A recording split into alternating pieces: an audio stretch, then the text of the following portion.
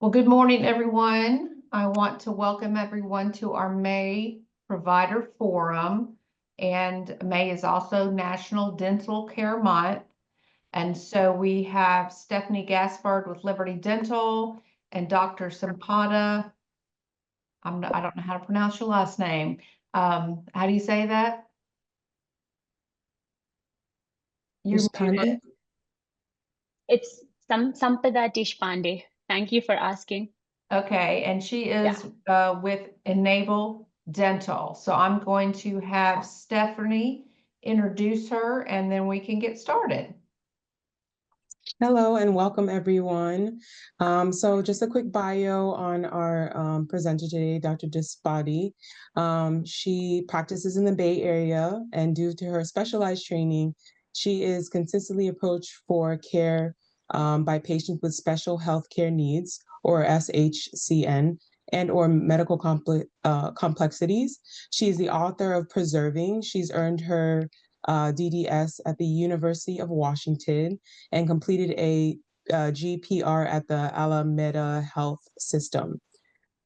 She lectures nationally on treating patients with a HSCN in private practice settings and the use of portable dentistry alongside Enable Dental. With assistance from the ADA and SAID, she is publishing new books on this material. Her writings on this topic and others have been featured throughout the dental industry, including the American Dental Association and the Academy of General Dentistry and Dental Economics. So I think she has a really informative insight into caring for the specific patient population. And I'm really just excited to hear her speak today. So a warm welcome to her. Thank you so much. Thank you so much, Stephanie and Dina, for the kind introduction. I am very excited to present on a topic that is very near and dear to my heart. And I hope all of you listening to this are able to take some pieces of information that will help you in your day-to-day work. The topic of this presentation is strategies to support daily oral hygiene care for patients with special healthcare needs.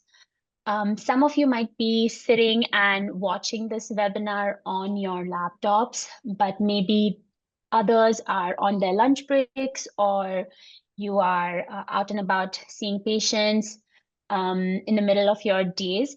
So I'll try to say everything that is on the screen, and I'll also add little pieces, little stories that I have along the way. Please feel free to interrupt me.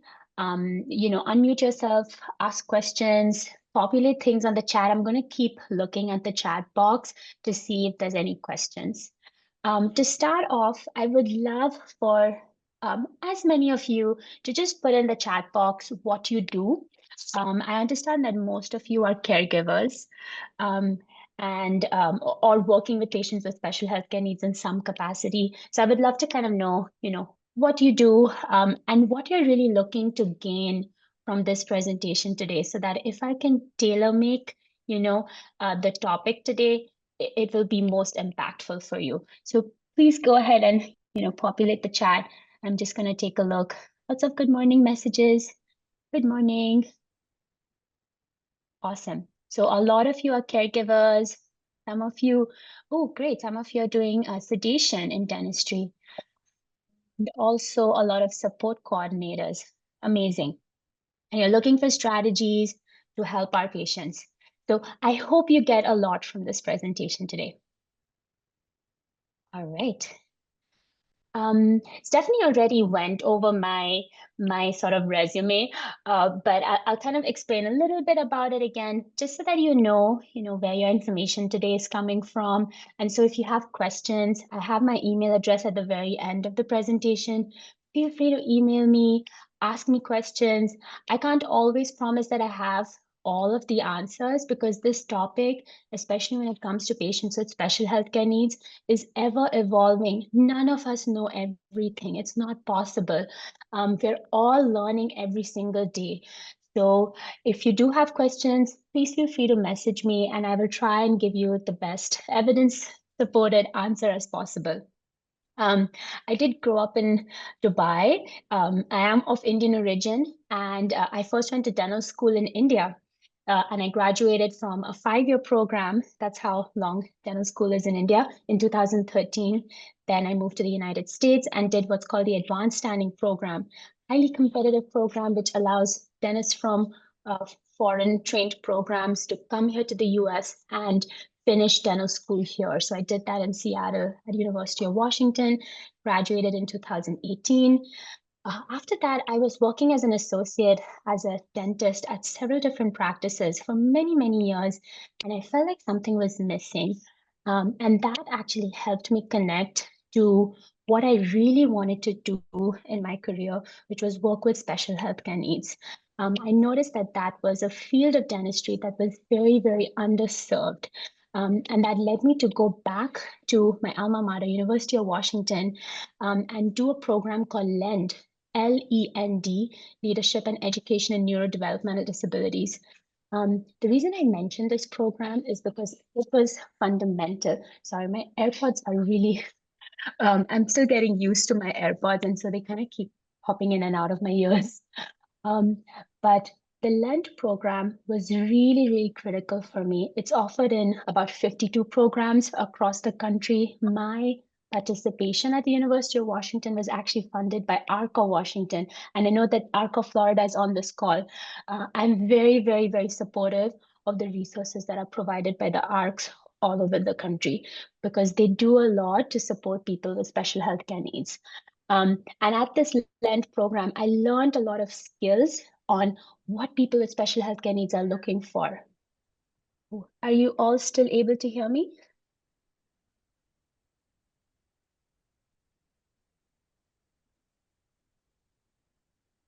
Yes, we can. Yes, okay. Okay, great, great, great. I thought I lost you guys there. But yeah, this program was super, super fundamental for me in learning what people with special healthcare needs want. And it's not only open to dentists, it's open to caregivers, it's open to self-advocates, it's open to family members, social workers. So any of you can actually join it and you can participate in it while continuing your regular work day. That's what I did. I did the program while I was still working. I graduated from there 2021, and then I went back once again to finish my clinical training in general practice residency at in Oakland, which is one of our most vulnerable areas right now in the Bay Area. And that's where I furthered my training in working with people with special healthcare needs. So over the last 3 years, I've pretty much exclusively been working with people with special healthcare needs or seniors with more complex medical histories. And my goal here today is to really help you learn what they're looking for and how to kind of best support them. But as I said, feel free to ask me any questions when I start. Before I begin, quick disclosure, I do work for a company called Enable Dental. We offer portable dentistry solutions to our patients. We really believe that the best kind of care, dental care for our patient population, which is almost exclusively people with special healthcare needs, is offered chairside at their home. So I bring in all of my portable equipment with my assistants to our patient home and offer them all of our services there. And it's pretty great because we don't have to get into the problems of trying to transfer a patient from a wheelchair to a van and then from a van to the dental chair in a dental office, because that can get really, really difficult for a lot of patients. It adds costs, it adds liability issues, and it kind of takes the whole day. And by going into their homes, you kind of help sort that problem out. So I might mention my work during the presentation. I just wanted to disclose that. I also mention a lot of products such as toothbrushes, maybe some positioning devices that I like to use. I don't have any financial relationship with any of these companies, but I do really, really like these products. So you might hear me mention them and you might see pictures of those. I just wanted to mention that as well. All right. Let's get into the meat and potatoes of our presentation today. We're going to talk about daily oral health and what that really means. And I am going to try and distill it to really, really basic things because I understand that all of our caregivers are coming from all over the world to come and serve our patients. So not everyone has the same kind of experience with maintaining daily oral health or hygiene. I know I learned a whole lot of things when I moved to the US that I previously wasn't aware of. So I'm going to try and make it very, very basic so all of us are on the same page. And then, of course, I'll go over what a caregiver's role is in maintaining oral hygiene for their patient. Hint, it's very, very critical. We'll go over common oral health challenges that you would see with our patient population. I'll talk a lot about patients with dementia, because I understand a lot of you might be working with them. We'll talk about cerebral palsy. We'll talk about Down syndrome, autism, because these are some of the most commonly seen conditions in any group home setting. We'll talk about recommended tools. Here I have basically just pictures of products that I like to use and that I want you to use because it'll just make your life a little bit easier. And then we talk about just how do we build great daily habits, just some tips and tricks of the trade. What you would like to do is, get consistency down. Do you need to use music? Do you not want to use music? Do you want to switch off the TV when you're brushing someone's teeth, etc.? We'll kind of go with that. And then, as promised, we will have 15 minutes for Q&A, I promise. All right. So what does daily oral health care really mean? It means brushing twice a day. You don't have to brush someone's teeth for 2 minutes. 2 minutes is very, very long, especially for our patients with intellectual and developmental disabilities, but you do need to brush twice a day at least. Morning before their first meal and night after the last meal. Dentures and partials need to be removed at night and cleaned with a separate brush, typically without a toothpaste. I have pictures of the kind of brush that I recommend. The reason I've underlined this is because I see this very, very commonly when I visit our patients at group homes, that the dentures and partials have not ever been removed. And then when we go in and remove them to clean them, we see this layer of white debris in their mouth, which is just infection, it's food, it's plaque. It can cause big, big issues if it's left like that. The mouth needs time to breathe. So we have to remove dentures and partials at night, and maybe your patients might need for their caregiver or their support person to help them with that because they might not always remember to do it themselves. Do you want to floss and use water picks and all of these other funky tools we hear about? I would love for you to floss someone's teeth, but it's not necessary. I would really like for you to just focus on brushing. And if you have accomplished brushing for someone successfully, or if your patients are brushing by themselves successfully, then include flossing and go and use a water pick. A water pick is basically a machine that acts as a water dispenser. And so you can put it in someone's mouth and it will shoot jets of water, which will just kind of flush everything out. It tends to get a little messy. It's very watery, so you should do it in front of a sink or a wash basin. But again, I would say accomplish brushing successfully first and then move on to other things.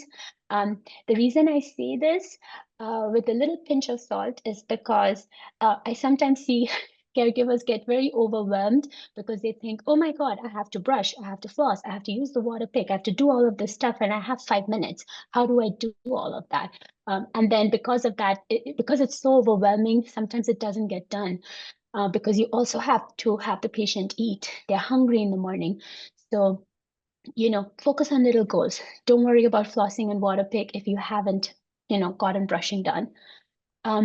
The reason why daily oral hygiene care is important is because it reduces cavities, it reduces tooth loss and unnecessary dental expenses in one's lifetime. This is very fundamental because what we see very often is patients with intellectual and developmental disabilities. When we see them as adults, when they're in their 40s or 50s, they have already lost a lot of teeth. And many of them, because of that, are wearing partials and appliances. Some of them are not wearing any appliances. So they're trying to bite and eat their food with 5 or 6 teeth in their mouth. It's really, really hard. And it's because of difficulties or challenges that they have had up until that point in taking care of their teeth properly. So anything you do to support them, help them, or remind them in brushing their teeth will go a long way. There's plenty of studies that show daily oral hygiene improves appetite, self-esteem, overall health. It reduces social isolation. I should have underlined this, but that's really, really key. We see this in our adult patients with special healthcare needs or patients with dementia and patients with very complex medical histories. If they have poor teeth, they will hang out less with their friends. They will not want to talk to other people. What does that happen? What does that lead to? That leads to cognitive issues down the line. It leads to cognition getting worse and worse. And that is something we really, really want to try and avoid for our adult patients. What if somebody has no teeth? Yes, those mouths still need to be cleaned. So imagine, the time, and if those of you who have kids, even when they don't have teeth in their mouth, you still used to clean your baby's mouths because they're drinking milk. There's still something going in there, and it can create a lot of plaque and debris. The way to clean that is just by a gauze. So 2x2, non-woven gauze, doesn't have to be sterile. You just need to clean the upper arch and the bottom arch, and that's it, morning and night. But it does need to be done. It reduces the chance of fungal infections and oral cancer from progressing. And I'll kind of go into that in detail in the next few slides. Let me check if there's no chats. Okay.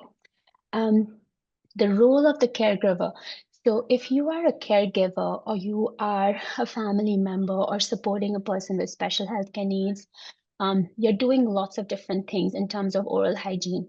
Either you're brushing their teeth for them by yourself or with the help of a colleague. I'll talk about 1 and a 2-person caregiver assisted brushing. The second might be you are just assisting your patients in brushing their teeth. And I have a really nice video that kind of shows how you can assist someone in brushing their teeth. Or third, you are modeling toothbrushing to your patients. And this is more for people with intellectual or developmental disabilities, where you are, you have a brush in your own mouth and you're brushing, and they are kind of copying you. We call this TSD, tell, show, do. As a caregiver, you are the eyes and the brain in the absence of a dentist. We will come in maybe 3 or 4 times in the year at most to see a patient.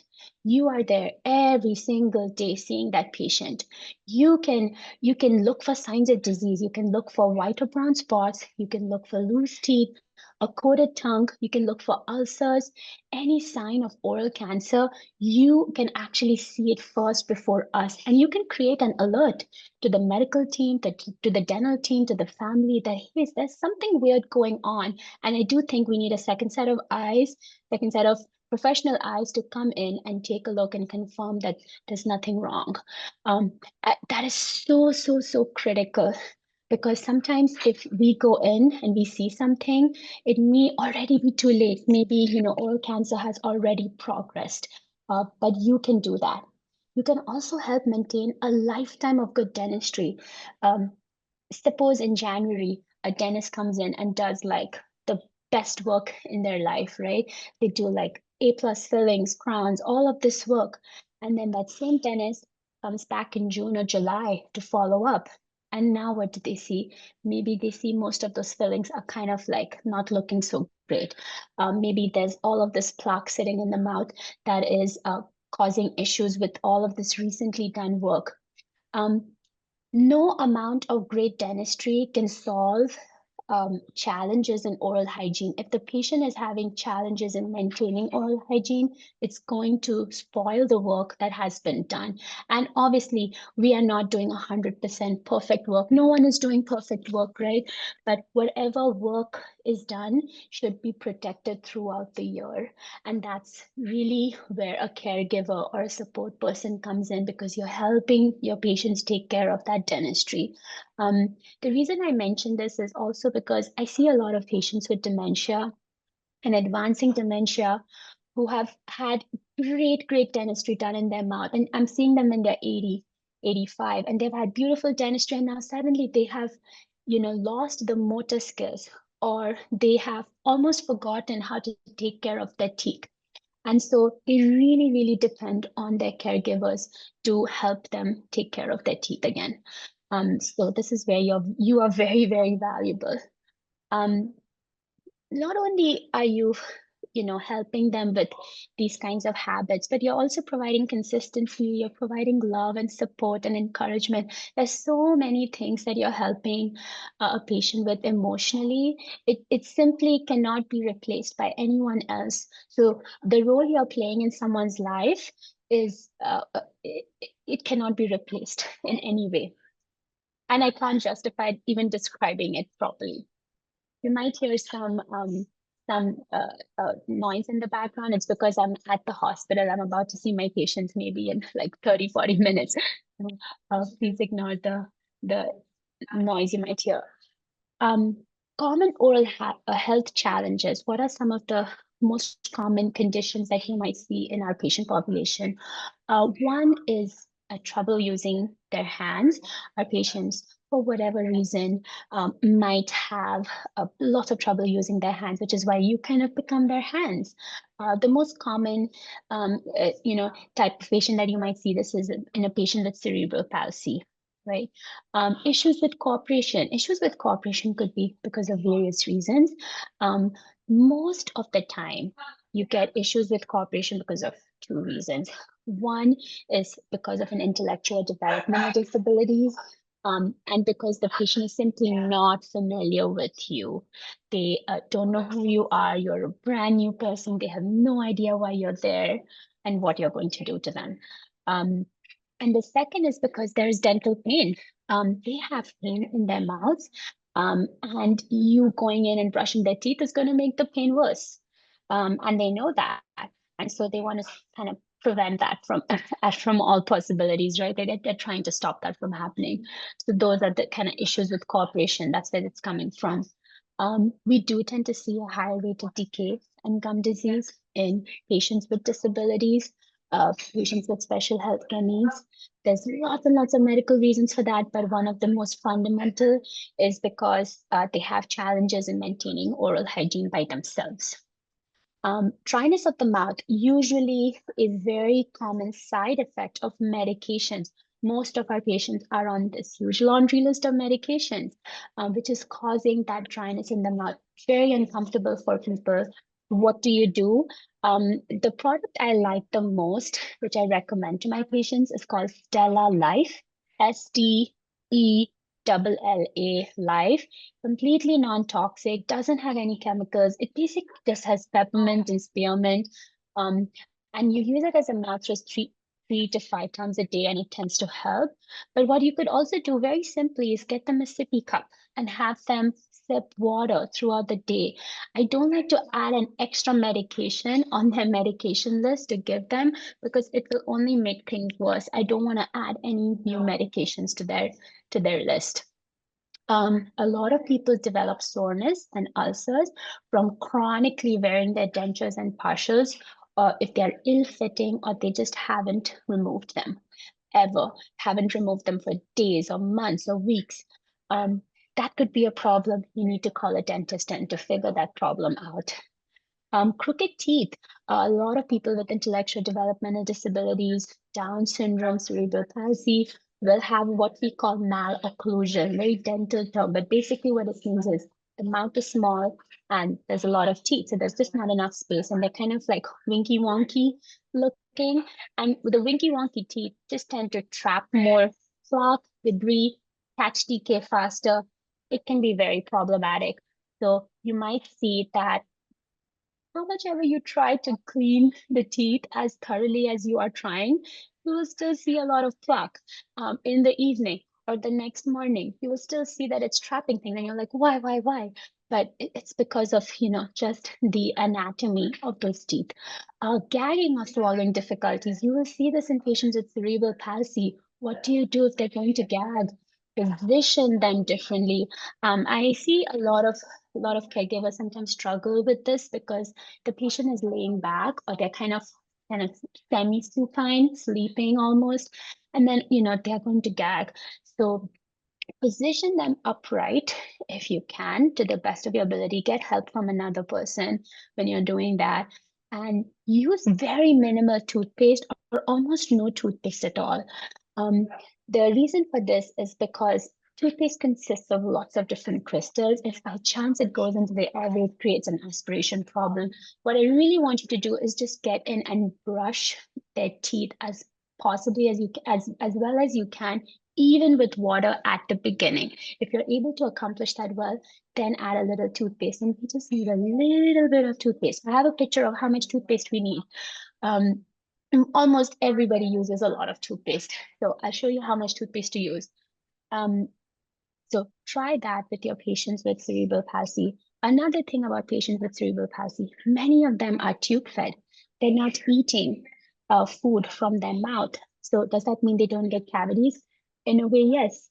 They don't get a lot of cavities, but they will develop a lot of gum disease because there'll be lots and lots of tartar around their teeth. And that's why you need to go and brush their teeth all the time. And the last one is communication. A lot of our patients with intellectual developmental disabilities will have challenges in communicating with you. Many of them will be nonverbal. How do you communicate with them? Lots of hand gestures, lots of verbal reassurance. There's lots and lots of different ways to communicate with someone. Maybe patients are using an alternative augmentative communication device called AAC. I have patients who have an iPad where with their eyes, they look at the letters on the iPad, and then it translates into words at the back. There's a screen at the back where it translates into words. So I know when we see that patient, we have to give them 15, 20 minutes more just in order for us to communicate properly, because he's very particular. He'll say, I'll ask him, how are you doing? And he'll say, I am okay, full stop. And it just takes a little while, a little longer for him to say all of that and for me to read it. But we just have to figure out what is the best way to communicate with our patients and follow their lead on that. I'm going to see if there are any questions here. Ooh. Okay, I do not see any at this moment. Okay, tools. Lots of images here. I will go through each of them. The top one here, if you can see, it's called the three-sided toothbrush. I love it. You can find it on Amazon. It's also manufactured by a company called Specialized Care Company, which kind of almost exclusively builds products for people with special healthcare needs and their dental needs. So it's really, really great. But if you notice what this three-sided toothbrush is doing, is it's brushing the cheek side of the tooth, so the outside of the tooth, the inside, and the chewing side of the tooth. What it does is it just makes your life way easier. So I grew up in Dubai and then went to dental school in India. I did not see a dentist until I was 13, 3. When I tell the story to my friends here, they're like, what? You missed almost most of your childhood and never saw a dentist. That's crazy. And I was like, yes, because that's simply how dentistry is in Dubai. It's very symptomatic. It's only when you have pain that you go to a dentist. But that's not the case over here. We see a dentist as soon as we have teeth. So for my 1-year-old, I've already had her see a dentist. The reason I share this story is also because up until that age of 13, I actually wasn't aware that I needed to brush the inside of my teeth. I mention this with a lot of humility because I understand that, our caregivers are coming from everywhere. And sometimes we are not brushing the inside of our patient's teeth, the tongue side, right? Or the side on the palate. Very, very critical. Because it can be, behaviorally challenging to get in there, and patients might be a little resistant. We kind of forget, but it's so important to get on the inside. And if you use the three-sided toothbrush, it does it for you. It's so easy. So, and I have a video that kind of shows you also how to get inside a patient's mouth if you're facing some resistance from them. this is what's called the interdental flosser. And I like it a lot more than a floss pick, which many of you use, I know, and that's amazing if you're using it and patients are allowing you to use it. It's very challenging to get into patients' mouths with the floss pick, and that's why I like the interdental flosser, because all you have to do is kind of stick it into the triangles between teeth. That's all you have to do with it. And of course, it's disposable, so you change the tip each time. This is how much toothpaste you need. You can even halve this. You don't need to cover all the bristles at all. That's a lot of toothpaste that is not required. And most of the time, if you're working with someone with sensory sensibilities, they're not going to like it. So you can use half of this toothpaste and that'll be just fine. This might not be very clear, but this picture shows a mouth prop, and it's called the open wide mouth prop. It's available on Amazon, eBay. Again, I buy this from Specialized Care Company, which is the company I also get the 3-sided toothbrush from. This basically does what it's called. It just props the mouth open. That's it.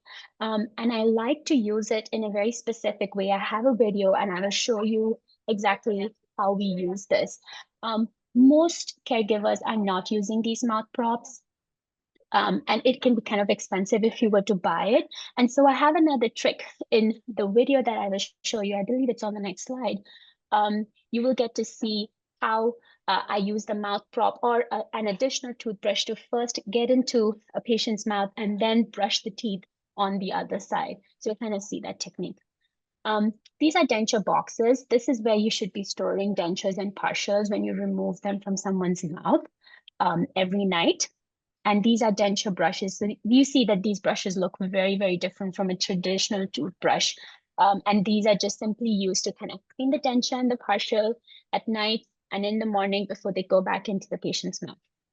And they are all disposable, so you can keep changing them when the bristles become a little bit too wonky. That's when you know that you need to replace your brush. And then this is the gauze that I talked to you about with, and this is a little box that kind of holds the gauze and keeps it clean.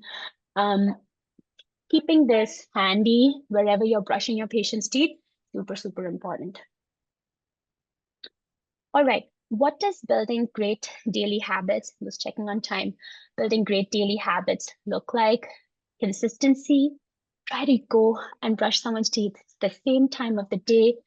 Ideally, maybe the same caregiver, because some patients have a preference for one person or the other, and use the same tools. For a lot of my patients, I will sing when I'm brushing their teeth. It's a really great distraction method. The only time I don't recommend doing too much distraction while brushing someone's teeth is when the patient has dementia or some kind of advancing cognitive issues, because in those cases, they might not do very well with distraction. You definitely want to be switching off the TV when you're working with patients with dementia. Every other patient, TV, music is okay. If there's time, if they are having some sort of resistance, figure out why they're having that resistance. Are they having pain? Is it because you're a familiar face? Have we not communicated well enough about what we're trying to do? Maybe they will be better receptive at a certain point of the day, not right now. Sometimes some patients they want to eat first before they get their teeth brushed. And that's okay. It's not ideal, but it's fine because they wake up in the morning and they're just super hungry. They want to eat first, they're a little bit more relaxed, and then they will allow you to brush their teeth. So kind of figure out what's going on. And modeling. Sometimes you have to help them brush their teeth by showing them how you brush your own teeth. This is a really good pamphlet, which I'm happy to send along, but it kind of goes into details of how to help patients with resistive behaviors. Resistive behaviors is if they're kind of, not cooperating with regards to brushing their teeth. And it just dives into detail of what I just mentioned in the previous slide. Figure out why they're not, being cooperative. Maybe they have dental pain. Maybe you're a new person. You haven't communicated well enough. What if they bite the toothbrush or, something else happens? What do you do in these situations? And a lot of the times it's basically just trying to go slowly, speak slowly, and try to figure out what the problem is and try again. try again the next day or at another time. I have two videos that I would like to show you.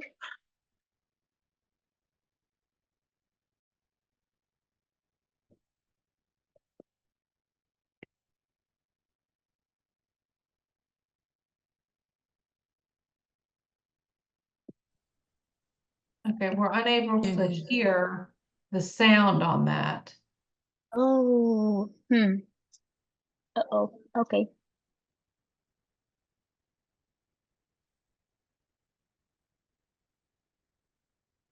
Mhm. Maybe because you have your AirPods in? Or no? Let's see if I can remove it and you can hear.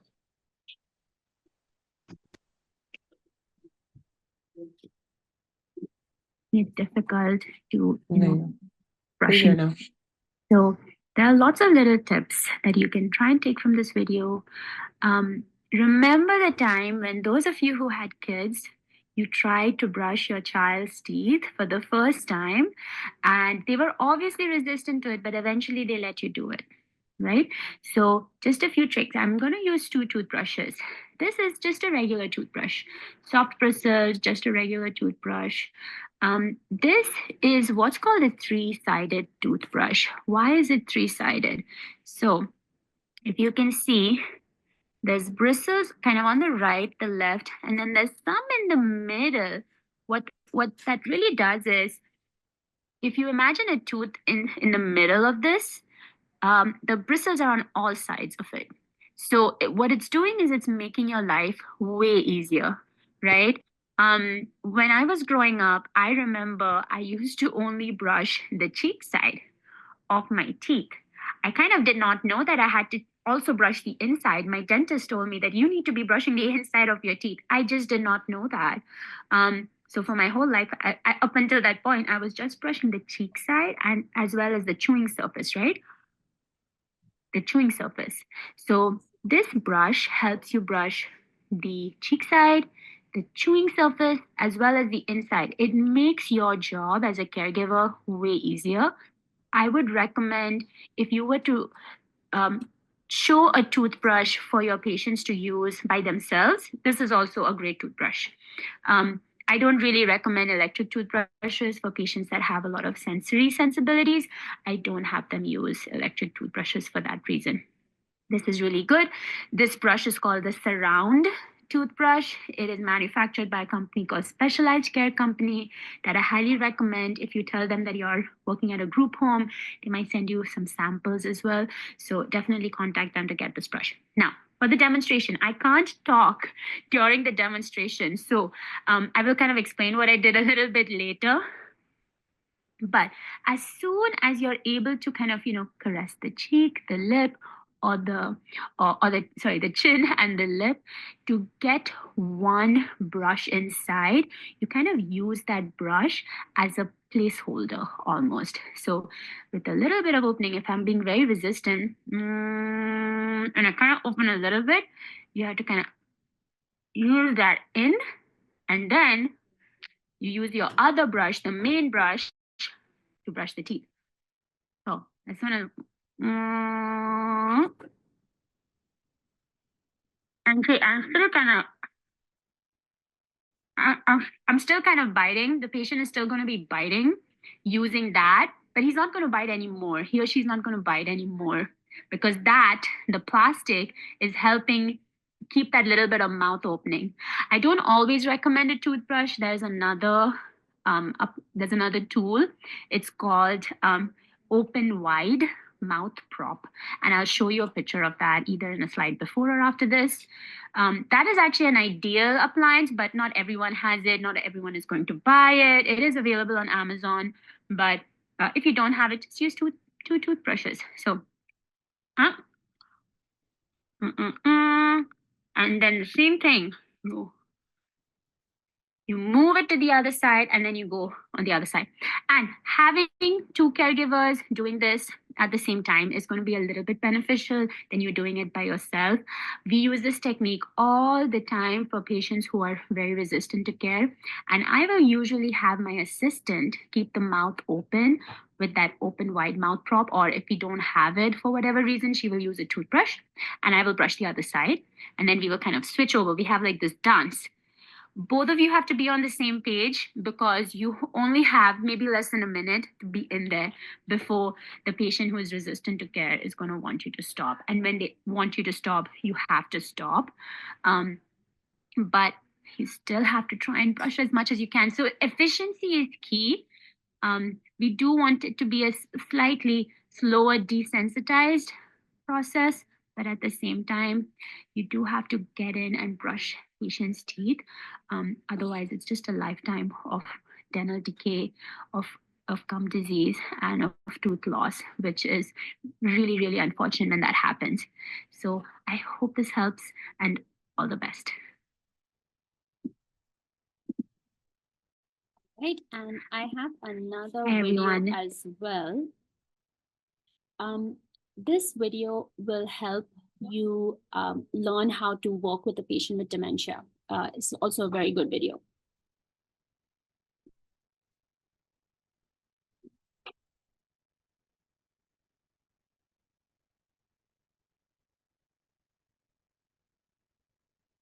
So here's a Milty, right-handed or left-handed? Right-handed. Okay, so turn this way a little bit so everybody's going to be able to see us. Now, before I had you do hand under hand, right? Now what you're going to learn how to do is be the fine motor when they're losing it, the tool manipulation. So the reason I want her hand is her brain remembers her hand coming to her mouth. The reason I need my hand is she doesn't know how to manipulate a toothbrush anymore. So what I'm going to do is do the toothbrush. She is with me, and by being over here to the side, guess what? She literally thinks what? She's brushing her own teeth. Notice that I have my hand on her shoulder applying downward pressure. I'm tricking her mouth into not paying as much attention. Now you notice it's a little bit tender around here. She's not real fond of this, but let me take away the hand and watch what happens. Much more intense because I'm actually tricking her brain. This is close and it's proximal. And so I'm actually tricking her brain into paying attention to the pressure on her shoulder. Now watch this.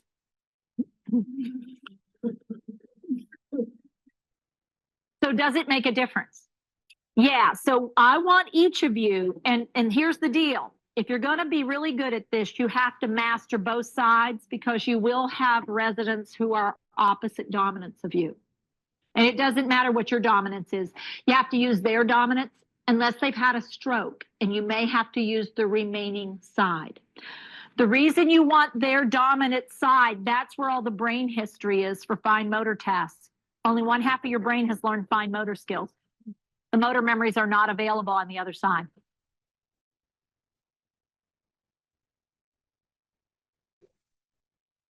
Can you all hear me once again?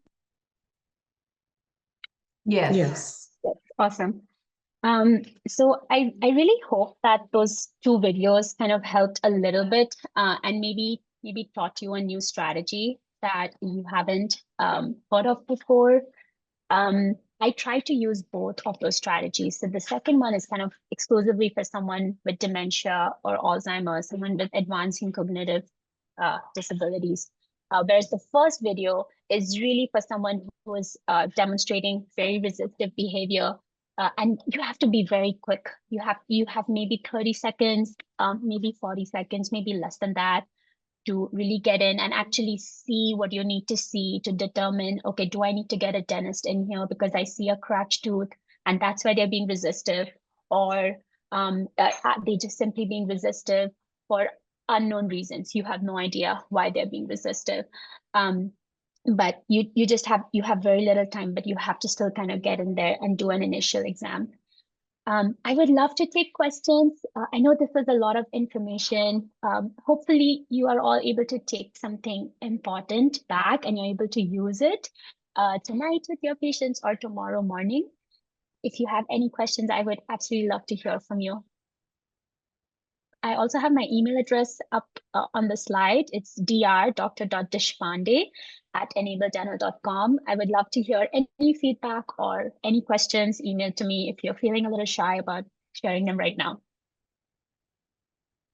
Great. So if you do have questions, go ahead and open unmute yourself and ask. We do have about 15 minutes. The people can just kind of ask away, or if you want to put it in the chat, we can check it that way too.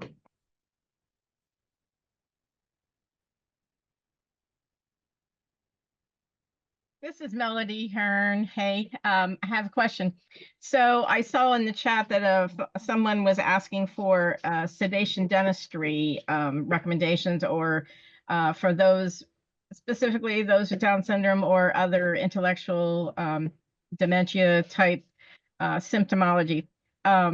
It's very important, especially with those with Down syndrome, to have the critical anesthesia and whereabouts in our areas to take care of those incidences that come up. I mean, you can go to an ER, you can get antibiotics, but you need that in-depth, surgical help with our individuals that are nonverbal or, can't tolerate, regular dentistry. And this has been coming up all around the state, and we need a resource listing of those dentists. My area is over on the Treasure Coast, southeast side of the state, along the I-95 corridor, Vero down to Hope Sound, basically, is my area. So I don't know if there is such a resource for the overall sedation dentistry for those individuals. We run into individuals that are now dually insured, both Medicare because of a parent's, and they're not getting the correct sedation dentistry. They have to, one parent went all the way to UF to the professor up there of dentistry to get an emergency process done. And then the funding was a question. Who's going to be billed? Who's, luckily that person had the Agency for Persons with Disability, the CDC Plus, and I think that's how it was handled. But I'm aware that APD is still holding monies, searching for bids for doctors to take this on. We want an update. Where are they at on that? That is an excellent question, Melody. Could you explain again, what is your exact location, just so that I'm able to find out? My exact location is Port St. Lucie, but the Treasure Coast is Indian River, St. Lucie, Martin, and Okeechobee counties. Okay. I will have to reach out to my colleagues in your area to find out what or who is the correct resource for sedation, because you're absolutely right. Sedation is one thing, but sedation for patients with special healthcare needs is a whole other thing. And the kind of skill set that we require to be able to do that is so different. We will only recently start rolling out sedation for our patients here in the Bay Area, but it takes a tremendous level of skill set and just experience. And a lot of our patients require it. So thank you for bringing that up. Yes, thank you. I do see questions on where you can buy toothbrushes. Those three-sided toothbrushes. You can actually get any kind of toothbrush, the three-sided toothbrush, because there's lots of different companies that are making them now. So kind of, go with whatever is most cost-effective for you. We work with Specialized Care Company because they have lots of deals for dental professionals and for people working at group homes. They will send you free samples. I have like 30-40 pairs. So I really like them. We work with them for lots of other equipment too, and that's why I recommend them, but really you could buy them anywhere. The three-sided toothbrush, the one that's manufactured by Specialized Care Company, is called Surround, SURROUND. And I also see a question on will the videos be included when we get the presentation? Yes, I can send out the presentation probably to Dina and Stephanie, and then you will have the videos along with that, and use them. You can also email me. My email address will be on it too. Great, thanks so much. Are there any other questions? I think we've covered toothbrushes, sedation. And like you said, we'll include Dr. Sampada's email when we send out the presentation for you to contact her directly. Okay, so seeing none, we appreciate so much you taking the time to walk us through that. Very informative. Very informative. Yes. Thank you so much for having me. It's a privilege, and I really love to try and help as many people as possible, just so that I really do believe caregivers play an extremely important role, very valuable. Without good caregivers, our patients would, really struggle. So thank you for everything you guys do. You're Right. awesome. Thank you all. See you Yeah. next month. Okay. Thank you, Dr. Bye-bye. Deshpande. Thank you. Thanks, Stephanie.